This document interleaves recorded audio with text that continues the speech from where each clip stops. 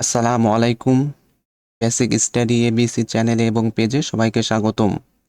আজকে টপিক পূর্ব রাশি বের করা শর্টকাট টেকনিক, অধ্যায় অনুপাত ও সমানুপাত, ক্লাস নাম্বার 7। প্রশ্ন, দুইটি রাশির অনুপাত 5:11, উত্তর রাশি 99 হলে পূর্ব রাশি কত? এই প্রশ্নটি প্রাক প্রাথমিক সহকারী শিক্ষক পরীক্ষায় এসেছিল 2013 সালে। আমাদেরকে পূর্ব রাশি বের করতে হবে।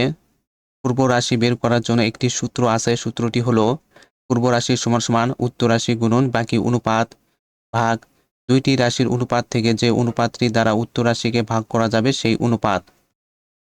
পূর্ব রাশি সমান সমান উত্তর রাশি, প্রশ্নে উত্তর রাশি দেওয়া আছে 99, 99 নিচে আসলো গুণন বাকি অনুপাত আমরা পরে লিখব ভাগ দুইটি রাশির অনুপাত থেকে যে অনুপাতটি দ্বারা উত্তর রাশিকে ভাগ করা যাবে সেই অনুপাত।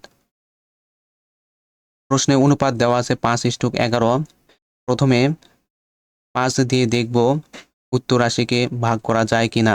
যদি উত্তর রাশিকে ভাগ করা যায় তাহলে 5 নিব, যদি ভাগ করা না যায় তাহলে 5 নিব না। 5 99 এর ভিতর যায় না, তাই 5 নেওয়া যাবে না।